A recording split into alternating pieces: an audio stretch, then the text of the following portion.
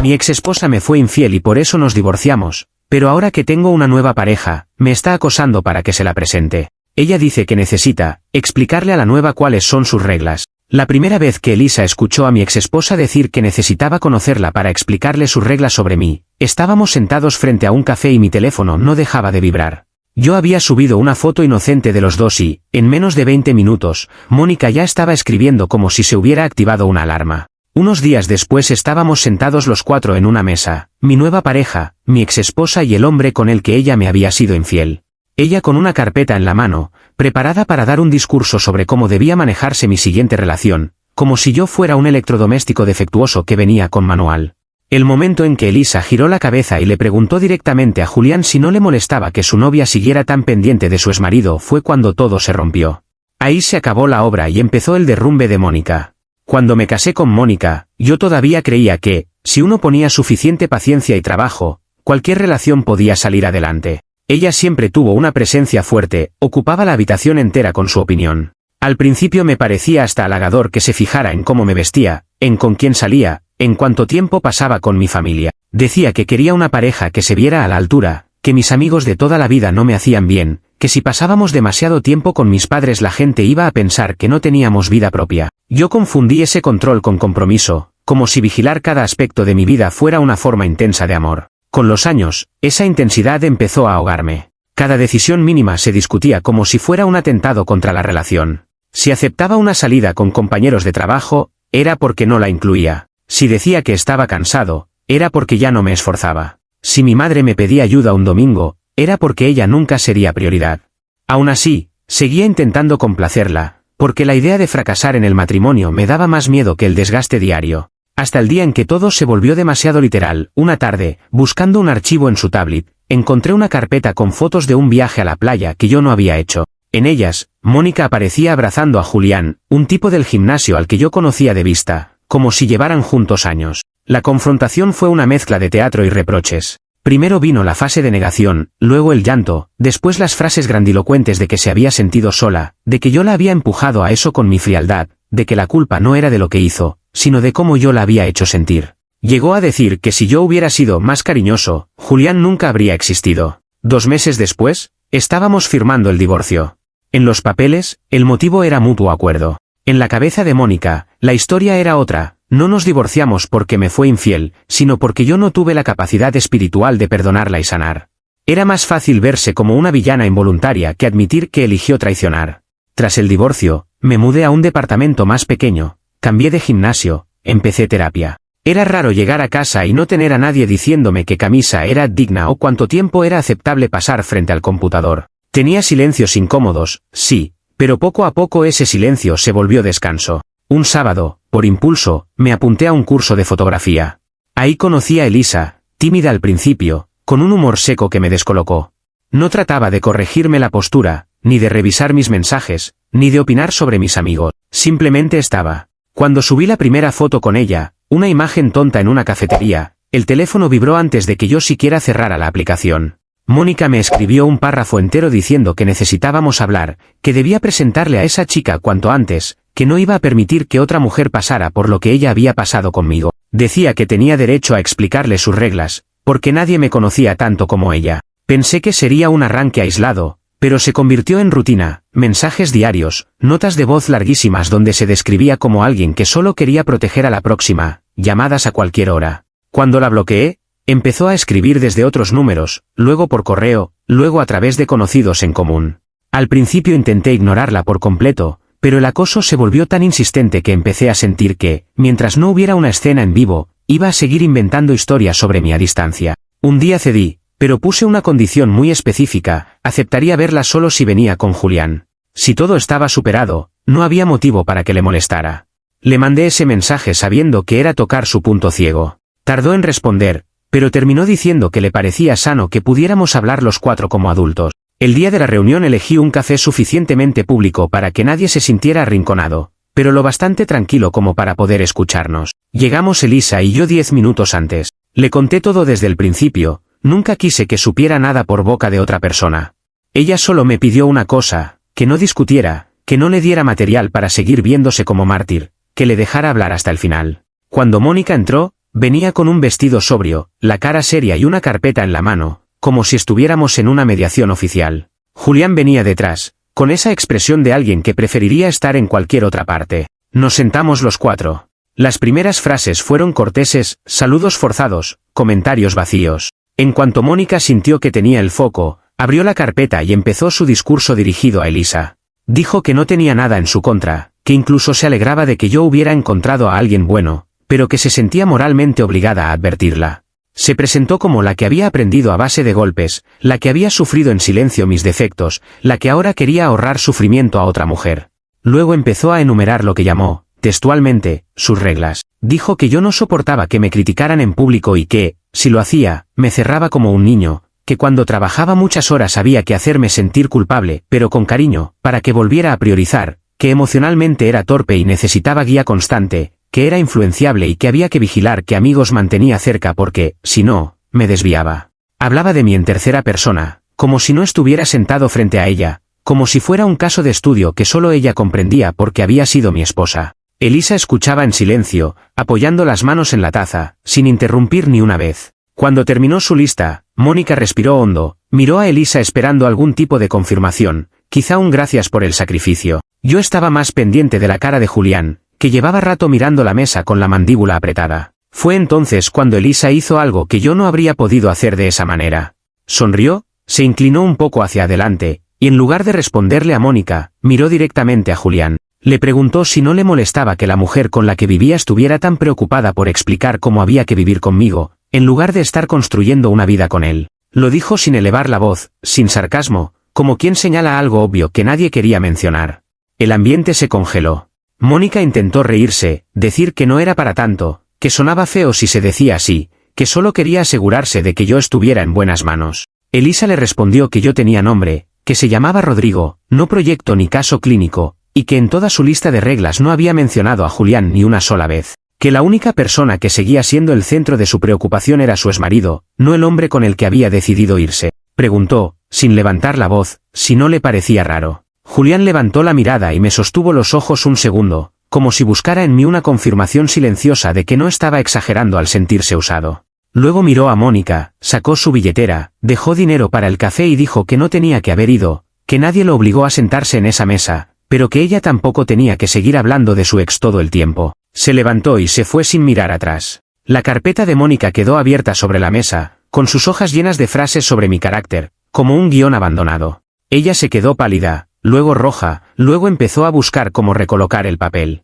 Dijo que yo había preparado todo, que había manipulado a Elisa, que llevaba semanas planeando humillarla así. Quiso recuperar el rol de sacrificada, la que solo había querido proteger a los demás. Yo solo le respondí que la reunión había sido idea suya, que su insistencia por conocer a Elisa nos había llevado ahí y que nadie le había pedido que nos trajera un manual de instrucciones de mi persona. Elisa y yo nos levantamos, le deseamos que se cuidara y nos fuimos, dejándola sola con su carpeta, sus reglas y la silla vacía de Julián. Actualización 1. Esa misma noche, el teléfono se convirtió en una sirena constante. Mónica me mandó más de 20 mensajes seguidos que iban de un extremo al otro. En uno decía que yo era un ser despreciable que había orquestado la humillación de su vida, en el siguiente, que no entendía cómo podía ser tan cruel con alguien que solo había querido ayudar. Me acusaba de haber envenenado la mente de Julián, de haberle puesto ideas en la cabeza, de haberle robado la única relación que le quedaba. Se describía como alguien que había perdido todo por culpa de mi resentimiento y mi necesidad de venganza. Al principio no respondí. Sabía que cualquier palabra mía se convertiría en gasolina para su discurso de víctima. Ella seguía escribiendo, hablando de años entregados, de cómo yo nunca había valorado todo lo que hizo por mí, de cómo ahora la dejaba sola después de exponerla delante de una extraña. Me resultaba casi irónico que se refiriera así a Elisa después de exigir tanto conocerla. Los audios eran una mezcla de llanto y dramatización, con frases como que esa escena en el café la había destruido más que el propio divorcio, porque ahora, según ella, yo había logrado que todos la vieran como una histérica. Cerca de la medianoche, cuando el flujo de mensajes empezaba a bajar, llegó una notificación de un número desconocido. Abrí el chat y vi una foto, una maleta en la entrada de un departamento que reconocí como el que Mónica compartía con Julián. Debajo de la imagen, un solo mensaje, que Mónica había llegado con mis papeles del divorcio en la mano, que se había pasado horas justificando en voz alta su conducta, diciendo que todo había sido culpa mía, que la infidelidad no había sido tan grave, que yo siempre había sido difícil. Julián añadía que nunca había visto esos documentos, que hasta esa noche no había entendido del todo el nivel de historia que se había construido a su alrededor, y que ya no vivía ahí. Con el tiempo supe, por comentarios sueltos, cómo se desarrolló esa discusión. Al volver del café, Mónica intentó recuperar el control de la narrativa. Sacó copias de actas, mensajes impresos, fragmentos de conversaciones conmigo de antes del divorcio. Los usó para pintarse, otra vez, como alguien empujada a la infidelidad por un esposo frío e incapaz de amar. Minimizo lo que había hecho, diciendo que fue un error del que yo me agarré para castigarla de por vida. Lo que ella no midió fue que Julián, que ya venía con dudas, vio en esas hojas la confirmación de algo que intuía, que había entrado en una historia donde siempre iba a estar a la sombra de un exmarido al que ella seguía intentando moldear, incluso después de haberlo traicionado. Esa noche, según me contó el propio Julián en un último mensaje, la discusión terminó con él diciéndole que no estaba dispuesto a ser el segundo plato de nadie, ni el hombre al que se usaba para demostrar que se podía rehacer la vida, que si necesitaba seguir girando alrededor de su ex para tener sentido, no era con él con quien debía estar. La invitó a coger sus cosas y se fue a dormir a casa de un amigo. La foto de la maleta en la puerta fue su forma de cerrar el círculo conmigo, de dejar claro que, aunque yo hubiera sido el detonante de la escena en el café, la decisión de echarla esa noche había sido completamente suya. Me quedé mirando esa imagen un rato largo. No sentí alegría ni triunfo, tampoco pena. Sentí algo más frío y más claro, que por primera vez las consecuencias de sus actos no estaban cayendo sobre mí. Que su costumbre de presentarse como la que sufre por culpa de los demás había encontrado una pared en alguien que, simplemente, se negó a seguir sosteniendo su relato. Apagué el teléfono, miré a Elisa dormida a mi lado y entendí que lo más sano que podía hacer era exactamente eso, dejar de responder a llamadas que solo querían un público para la misma obra de siempre. Actualización 2. Los días siguientes al tema de la maleta fueron un catálogo de intentos de reescribir la escena. Mónica me mandaba audios diciendo que Julián la había echado porque yo lo había manipulado, que él era un buen hombre hasta que le llené la cabeza de dudas. Se describía como alguien que lo había dado todo por amor y al que la vida, otra vez, le daba la espalda. En ningún momento mencionaba que había insistido en conocer a Elisa, ni que había llevado una carpeta con reglas sobre mí, ni que había usado el café como escenario para demostrar que seguía teniendo autoridad sobre mi vida. Todo eso desaparecía de su relato, lo que quedaba era su imagen de mujer a la que los hombres abandonan sin motivo. Un par de días después, recibí una llamada de su madre. Lloraba desde el primer segundo. Me dijo que Mónica había aparecido en la puerta de su casa con las maletas, diciendo que Julián la había dejado de la nada, que se había quedado sin hogar y que no sabía a dónde ir. La madre quería que yo supiera que estaba destrozada, que lo único que repetía era que yo había arruinado su relación. En el fondo, buscaba que reaccionara, que me ofreciera como solución. Pero, entre sollozos, se escapó un detalle. Su padre se había negado a dejarla entrar al principio. Había dicho que ya habían pasado bastante vergüenza cuando tuvieron que explicar a la familia que su hija se había ido con otro mientras seguía casada conmigo, que no estaba dispuesto a convertirse en hotel de paso cada vez que ella quemara un puente. Yo escuché en silencio. Le dije a su madre que lamentaba que la situación hubiera llegado a ese punto, pero que no estaba en posición de arreglar nada, que las decisiones que habían tomado como familia eran asunto suyo. No lo dije con maldad, simplemente, por primera vez, me saqué de la ecuación como si fuera el único adulto disponible. Ella insistió en que yo hablara con Mónica, que tal vez si le decía que aún la apreciaba se calmaría. Me pedía que, en cierto modo, siguiera funcionando como contenedor de su drama, aunque ya no hubiera matrimonio. Me mantuve firme y le repetí que lo mejor era que ellos, como padres, decidieran qué hacer. Supe luego, por un primo, cómo se desarrolló la escena en esa casa. Al final la dejaron dormir allí, pero con condiciones. Su padre se negó a dirigirle la palabra durante varios días, decía que necesitaba tiempo para digerir que ahora también había perdido la relación nueva y feliz, que tanto defendió cuando me pintaban como el problema. Mónica lo interpretó como otra prueba de que el mundo estaba en su contra. Contaba que sus padres la juzgaban porque yo los había manipulado durante años, que siempre me habían preferido a mí, que ahora se daban cuenta de su error demasiado tarde. En lugar de ver una puerta familiar que se cerraba por hartazgo, se veía a sí misma como víctima de mi supuesto carisma. Me resultó extraño escuchar eso, porque durante todo nuestro matrimonio yo había sido el que quedaba mal en las reuniones familiares cuando ella contaba las discusiones desde su versión.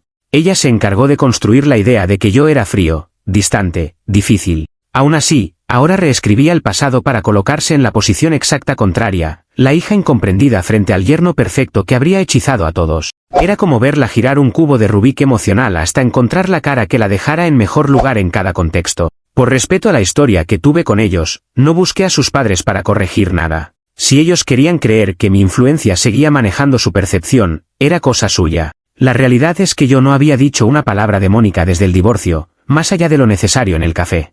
Eran sus actos los que llegaban a sus puertas con maletas y explicaciones rebuscadas. Pero cuando alguien está empeñado en verse como mártir, necesita siempre un villano nítido al que apuntar, aunque ese villano lleve meses rehaciendo su vida a kilómetros de distancia. Actualización 3. Después de unos días en casa de sus padres, la incomodidad se hizo insostenible. Mónica no soportaba las normas de un hogar que ya no sentía como suyo, que apagaran la tele a cierta hora, que le preguntaran qué planes tenía, que le sugirieran buscar trabajo cuanto antes. Empezó a quejarse de que la trataban como a una adolescente, de que nadie entendía por lo que estaba pasando, de que yo, incluso a distancia, seguía condicionando su vida. Su padre, según me contaron, le dejó claro que no pensaba adaptar la casa a sus dramas, que si quería autonomía tenía que hacerse cargo de sus decisiones. Esa falta de eco la empujó a buscar otro escenario. Acabó en el sofá de Laura, una amiga con la que siempre tuvo una relación rara.